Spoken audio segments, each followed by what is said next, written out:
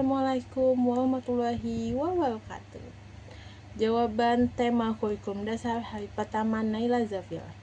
Untuk yang bagian A, pertama, pengertian fun learning adalah proses belajar yang sepenuhnya menyenangkan bagi anak. Nomor 2, mengapa proses belajar harus fun learning? Untuk memberikan kesenangan, kenyamanan, dan kebahagiaan bagi anak. Tidak boleh sedikit pun anak merasa terpaksa. Nomor 3, apa tujuan fun learning? Untuk menumbuhkan minat belajar secara intrinsik. Anak mau belajar karena keinginan sendiri, tidak ada paksaan sedikit pun. Nomor 4, apa hukum fun learning di Bimba? Bagian integral dari metode yang digunakan dalam Bimba, proses belajar harus selalu menyenangkan atau fun. Dan anak tidak boleh merasa terbebani. Nomor 5, siapa yang harus melaksanakan fun learning? Dan sebutkan alasannya.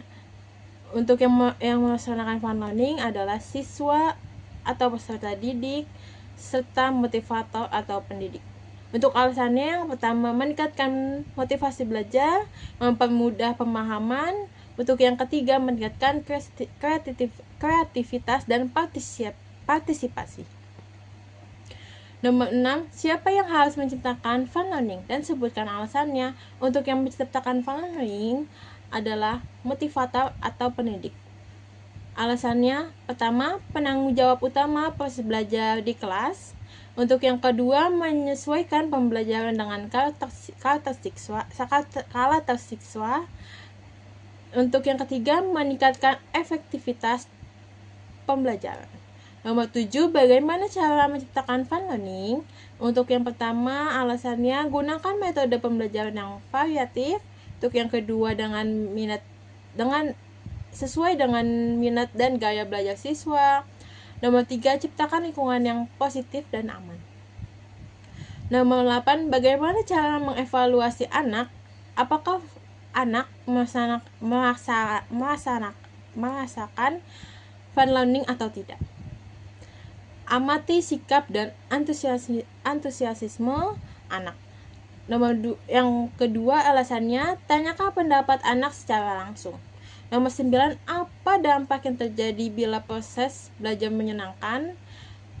Pertama, meningkatkan motivasi belajar. Yang kedua, meningkatkan daya serap dan pemahaman. Yang ketiga, mendorong kreativitas dan inisiatif. Nomor 10, apa dampak yang terjadi bila proses belajar tidak menyenangkan? Pertama, alasannya menurun motivasi belajar. Yang kedua, prestasi belajar menurun. Yang ketiga, meningkatkan stres dan kecemasan. Untuk kedua, yang B, nomor 1, apa pengertian small step system? Small step system adalah proses belajar yang dilakukan secara bertahap. Motivator harus dapat memberikan kegiatan yang sesuai dengan kemampuan dan kemauan masing-masing anak. Nomor 2, mengapa proses belajar harus dilakukan secara small step system? Dikarenakan anak belum mau duduk tenang, kita harus mencari terlebih dahulu kesukaan anak, kegemaran anak, yang membuat anak happy. Kemudian ajak anak melakukan kegiatan yang dia sukai agar dia tertarik. Buat anak tertarik terlebih dahulu dalam hal apapun. Nomor 3, apa tujuan small step system? Agar proses belajar yang menyenangkan dapat tercipta.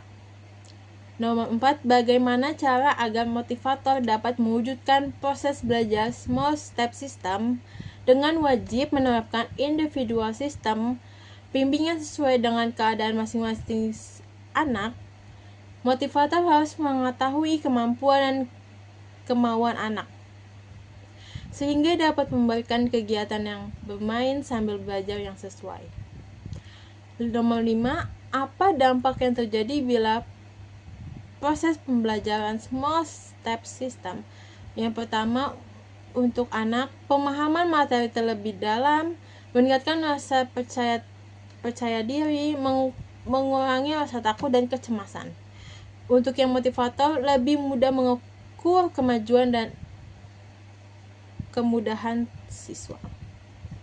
Yang kedua, mencegah kesenjangan pemahaman.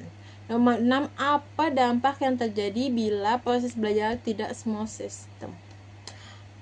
Untuk anak, mudah merasa bingung dan kewalahan. Yang kedua, menurunnya kepercayaan diri. Nomor 3, cepat bosan dan kehilangan motivasi. Untuk motivator, sulit mengukur kemajuan siswa, lebih banyak remedial atau pengulangan. Sekian, terima kasih. Wassalamualaikum warahmatullahi wabarakatuh.